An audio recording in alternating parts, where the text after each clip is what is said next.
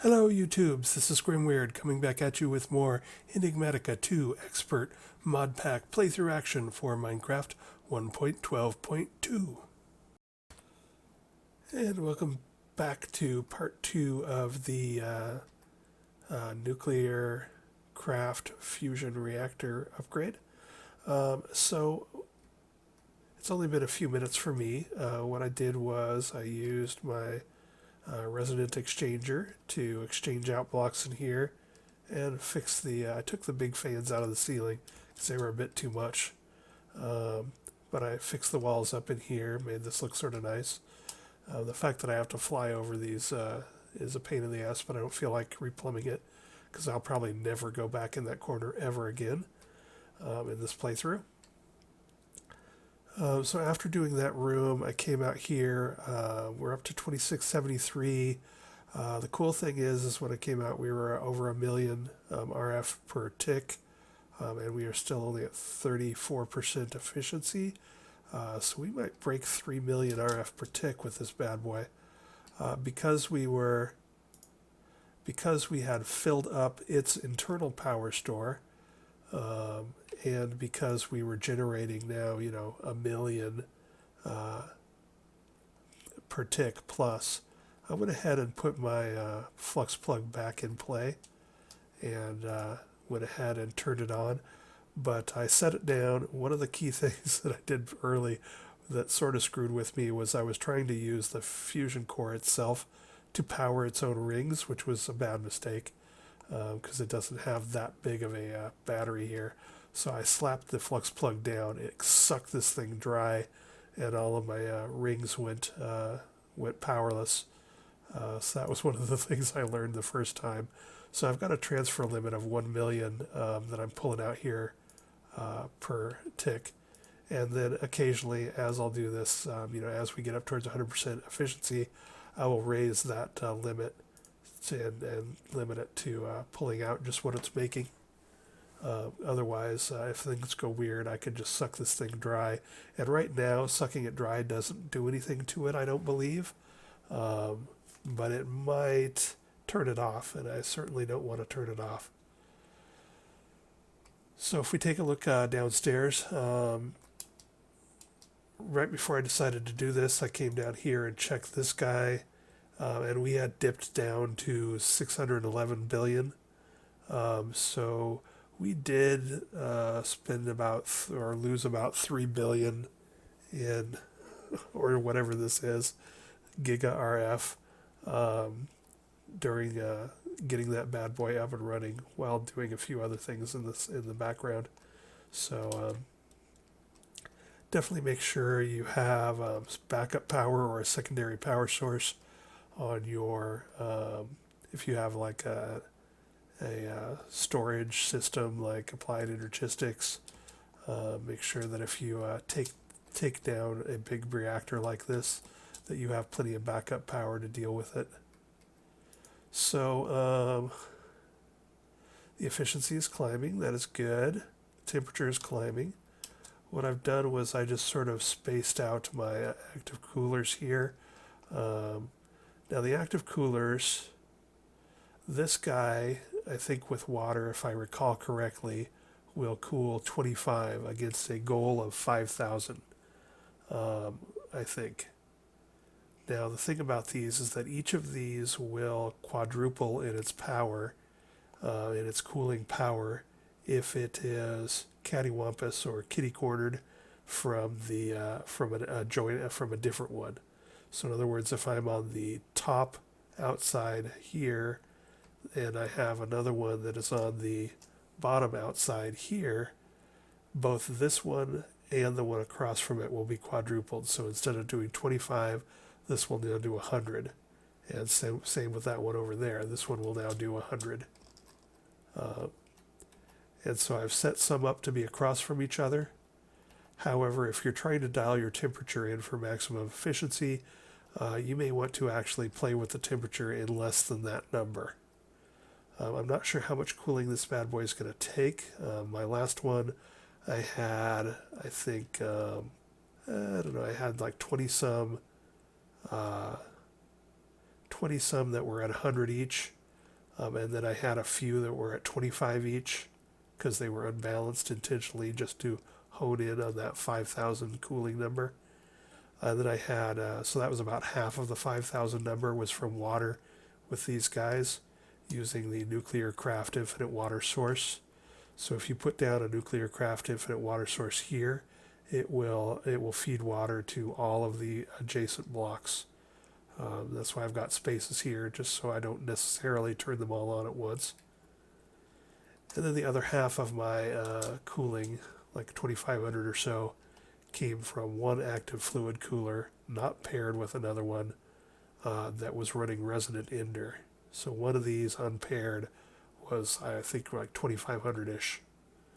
Now that was on a toroid size 4. Again, I'm not exactly sure how cooling scales up, but we shall find out. So that's the state of affairs. This room is done. We're making plenty of heavy water. We haven't touched this yet, so that's good.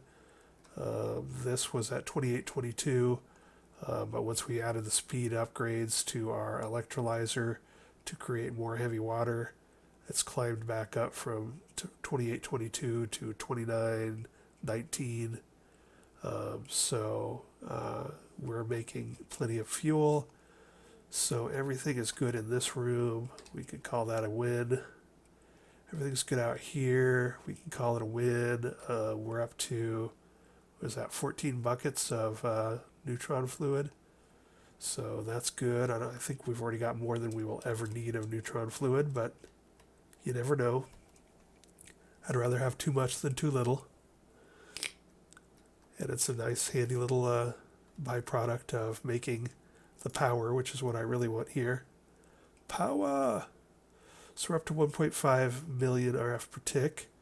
Our toroid size 4, deuterium, as the two fuels, was making a 1.613, so 1613.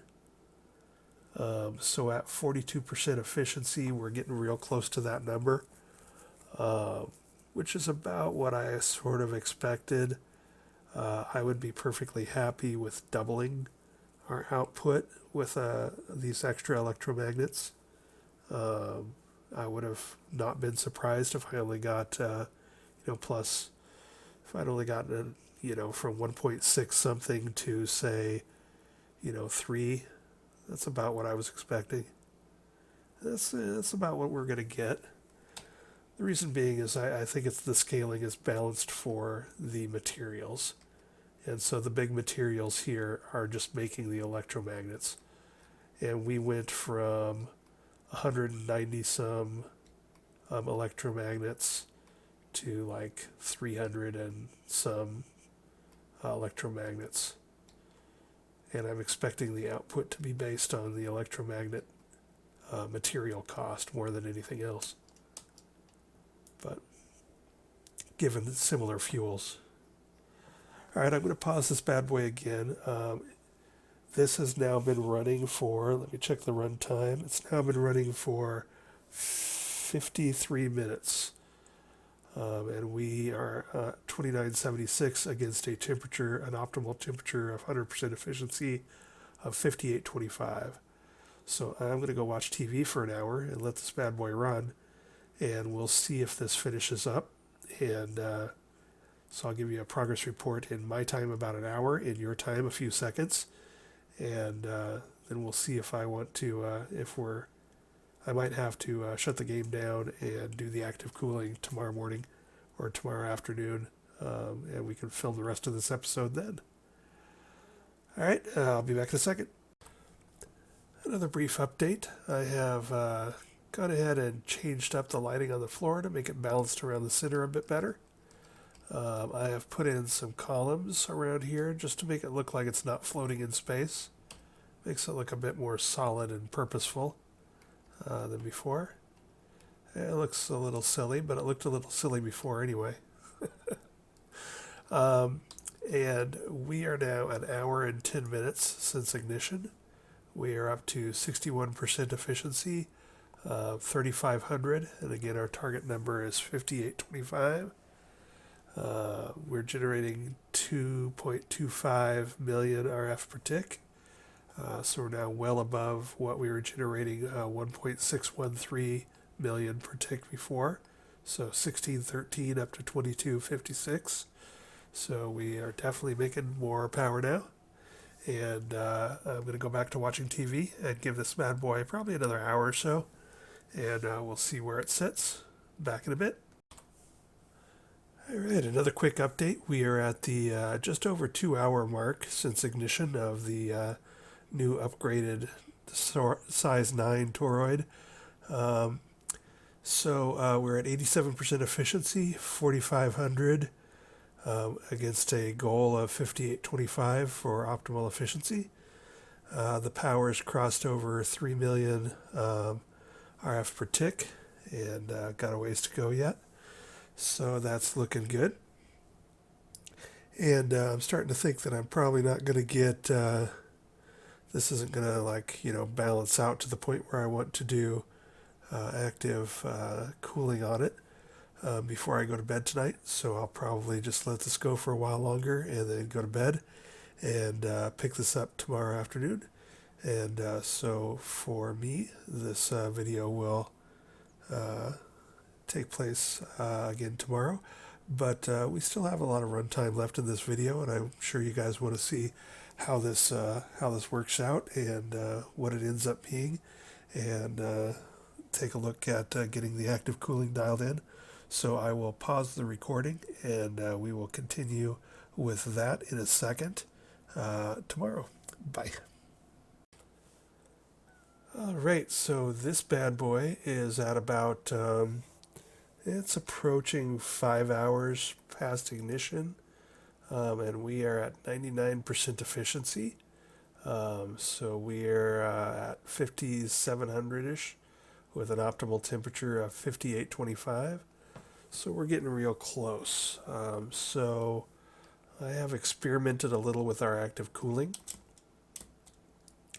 It turns out that now at this bigger size, so before on the toroid size 4, each block of active cooling, active fluid cooler with water in it was doing about 25 worth of active cooling.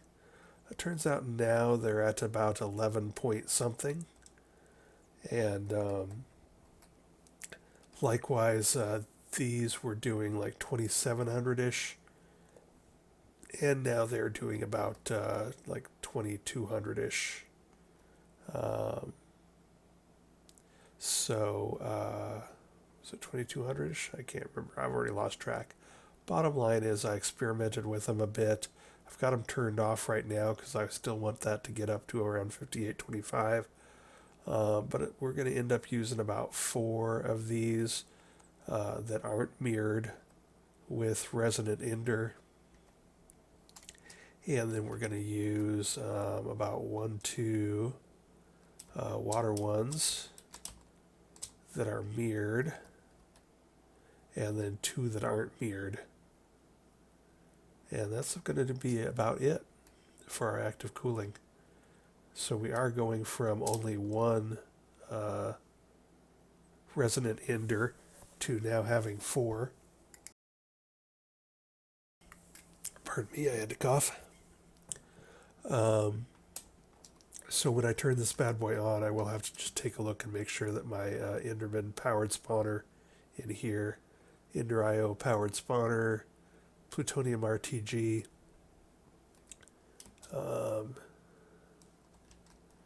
with a mob crusher, which is feeding out into a magma crucible, which melts ender pearls into resonant ender. This ender tank is tied to this ender tank up here to supply resonant ender as a coolant for these 4 blocks. So I've got this throttled by not having very much power going into it. That RTG there doesn't provide a ton of power, which is slowing down the spawning rate. You can see it's moving through its progress pretty darn slow, and it has no power in it. So if it turns out that, having 4 times the active coolers there uses this stuff up a bit faster, that'll be no problem. I'll just have to supply a bit more power to this. So yeah, things are going good. This all went swimmingly. Just going to let it get a little higher, and then I'm going to place these 2 infinite water sources. So I'll place one of those about here. So those are Nuclearcraft infinite water source. You can put that there, and then the water will trickle through all 4 of these guys, and it will supply all 4 of them just nice and no problem. And then I'll put the other infinite power supply down here to power these 2. And I will turn extraction back on from our resonant ender tank to put resonant ender in these 4. And I've already done the experiment, and that's going to give us the 5,000 cooling that we need to dial this bad boy in. So we are pretty much set, other than making sure that I'm not using coolant, resonant ender coolant, faster than I'm making it. But yeah, we're good to go. So if we take a look at other things, what's coming up in new and exciting episodes, we got some things in my wish list here. I'm still trying to bash my way through the Tier 5 solar array controller, and I may just go ahead and once I make it, since it's being such a pain in the butt to make, I feel like obligated to actually set the damn thing up and see how much power it gives me, because that'll be the easy part once I actually make the damn thing. So probably what I will do in the next episode or 2 is finish this out, and we'll build this upstairs somewhere, and see what kind of power this bad boy gives out. I'm going to guess hundreds of thousands, but not millions. Would be a guess, but that's purely guessing. The Tier 6 one is that's just a pain in the ass, and so we're not going to get that done anytime soon. So we're not going to be able to close the environmental tech thing just yet, because one of the things we need to do is make this ultimate table. So you can see I've got it bookmarked up here. I can get this out. It's just going to take some bashing, but I'm going to start working on this in the background. One of the things we have to do is run stuff through carpenters, and I'm getting tempted to make the advanced carpenter, just because it's going to be so much handier than using the actual carpenter. The carpenter is just slow. We were forced to make titanium. We were forced to make the modular machinery. What is this guy? This guy is the advanced fabrication machine. I forgot even which one this is. Advanced metallurgic fabricator. But this thing actually is really fast, and I haven't had to use it much. But when I do use it, it's super fast, and it's actually super nice. I set this up in a hurry, and I never came back and cleaned it up.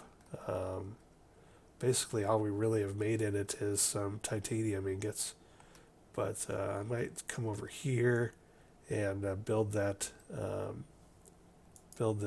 advanced carpenter, just to get away from that forestry thing, because I'll bet you this will just be a lot faster and more automation friendly than a forestry carpenter. Let's see, so I should take a look at its list. It's filled up with gelid cryothium, my favorite, so now we gotta make it. But yeah, looking at this, I think this is all doable. This is all stuff that I had to make to do the other modular machines, the advanced metallurgic fabricator that we were just looking at. So I should be able to make all of this stuff, and maybe we'll go ahead and make that. I think as we get into in-game, I think having more of these sort of big, fast machines that are more automatable than some of the littler ones is going to be a bonus. I haven't been up here and showed this for a while, but we have added a few more machines up here. I set up my sawmill up here. Some of it is hooked into the ME system, some of it isn't. Like, for instance, this one is the Elite Infusing Factory. So this is for making a lot of those, a lot of these green and red things. I can just pump tons of those through there. So that's good. And the enriched alloy and etc. But basically I just have a crap ton of compressed redstone in there to keep this tank full. And then I can just dump huge amounts of whatever I want to infuse in there at once. So it's not fully automated, but it's a little bit more automated. The only problem I run into is that I do have to go to a different infusing machine if I need to infuse something with obsidian or diamond. Got a similar situation sort of going on over here. I've got a... how's this work again? Oh yeah. So here I have a magma crucible, and I just have a ton of blocks of redstone in here. And I do have another magma crucible that I can use if I want to melt other things. But this one is basically dedicated to redstone. And so it feeds a fluid infuser, a Nuclearcraft fluid infuser on one side. Mostly that I use this for signalum, which is the Shibuichi, or however you pronounce it, metal getting infused with redstone. And then over here we have the fluid transposer for putting redstone into other stuff. So this has been helpful to have this sort of thing going. So while I haven't gotten the whole ME fluid system under control yet or figured out, I've just been dedicating machines to certain fluids, and that has been working out okay for me so far in small scale. But yeah, I have multiple magma infusers or magma crucibles because those are handy. Alright, so I'm babbling. You might have seen the purple bar up at the top. I've got more wither bosses going through. We were down to I think under 200 nether stars, so I've got more of those going through in our automated nether star farm, which we made a few episodes back. But yeah, that's the plan. For the next few episodes, I just want to continue to bash away at the big solar array from Environmental Tech Tier 5. Bash away at making some of these making the Tier 5 or Tier 4 crafting table, maybe making this advanced machine, start making the advanced rocketry machines. We got to look at... we got to get some of these going. In particular, we know we're going to need the cutting machine. This is probably going to just take a ton of work, though, because you got to make all of this stuff. But, oh well. I might have to expand my ME system so that I have room to auto-craft a lot of this stuff. Otherwise, I will burn out real quick on trying to craft this. If we look at my molecular assemblers, I have 28 of them, and I'm down to like one spot there, 2, 3, 4,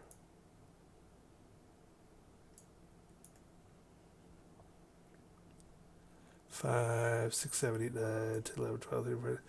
Yes, that's not going to get us very far. We're going to need like probably for the end game and for advanced rocketry, we're going to need another pod like this, which each one of these has 14 molecular assemblers in them. And that's not hard. It's just that I, didn't know what I was doing. This is the first big molecular assembly or applied energistics ME system that I've made, and so I just recently made 4 more 16K guys to put on the bottom of this CPU to get it up. And one of the things I did was that I should have taken this out another one before I went up, because this control face is a bit constrained by this.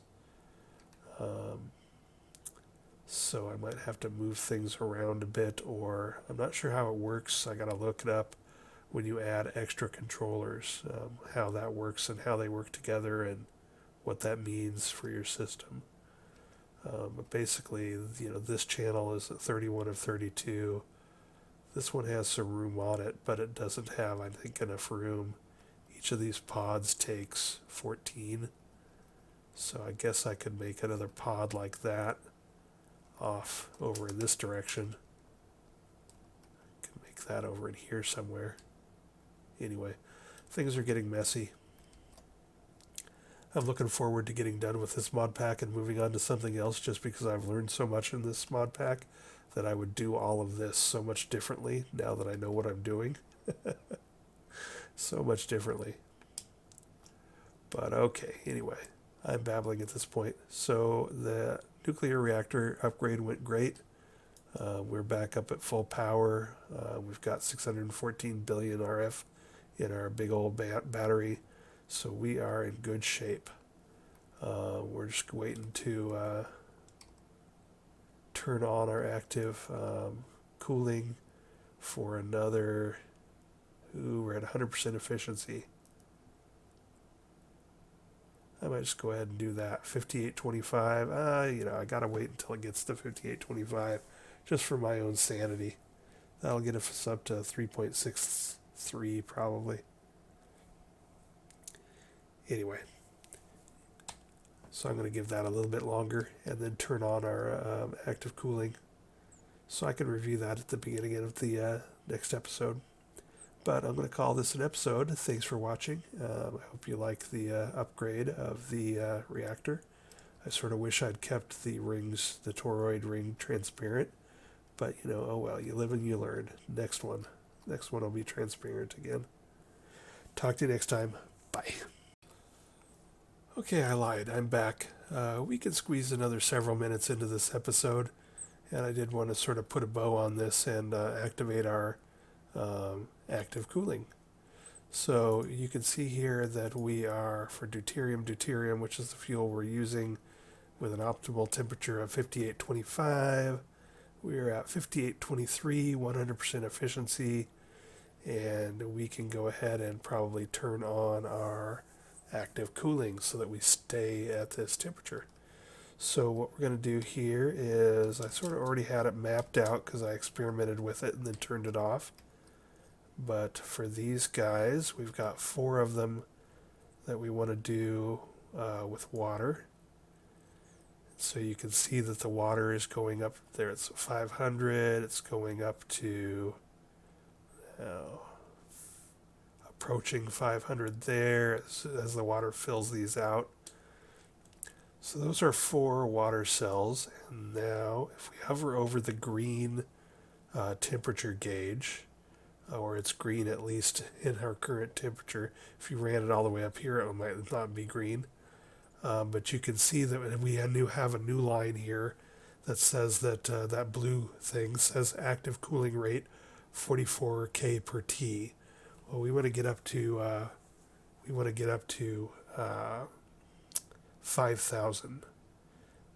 So we can tell that those guys are doing roughly 11 each, because they are not balanced. If we come over here, now we can add a couple of balanced ones to them. So now 2 of those 44 should turn into, go from 11 up to something like 44. And then these will be 44. So now we should have a much higher number here. So now we're up to 200. Pardon me, I have to cough.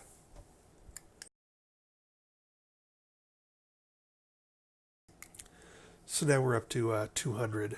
And now to get that last little 9800, or that last big 4800, I should say, we've got 4 up here, and we're going to turn on our resonant intercooling to them. So we're going to hit always active. So now we're filling these guys up with resonant ender from our resonant ender farm and melting spot in there. And now if we hover over this, you can see that we are at 100% active cooling with a 5000, which is exactly where we want to be. And we overshot 5825 by a little, but now with our active cooling in place, you can see our temperature changes at minus 14 K per T, and that will, so basically over the next month or so, we will come down from 5836 to 5825, but we're basically, right where we need to be, with a 3.629 million output. And what I'm going to do now is I'm going to go ahead and raise my flux plug. I'm going to tell it that it can take 3.62 transfer limit out of it, so that if I ever need to just lean on this bad boy hard, I can take as much as it's got without touching its internal buffer of energy. So there we go. We are in business. And now we're going to let this bad boy run with resonant ender. I am going from 1 active cooler with resonant ender up to now 4. So I will want to keep an eye on how our tanks are looking here and how much we're using, and if I need to turn up the speed on our Enderman spawner. I don't think we will, but I'll keep an eye on it. Alright, now this episode is really over. We're done with our upgrade here, and everything went swimmingly, other than accidentally spilling red hot plasma all over the floor when we started our renovations, which didn't actually cause any real problems other than scaring the crap out of me for a moment and wasting some time. Other than that, all of this went pretty swimmingly, and we are good to go. We've got our heavy water production balanced. We've got our deuterium production balanced. We're back almost up to a full buffer drum here, so I know we're doing good there. So other than keeping an eye on our resonant intercooling to make sure that these tanks don't run low, we are good to go. And that's about it for this episode for reals this time, and I will talk to you next time.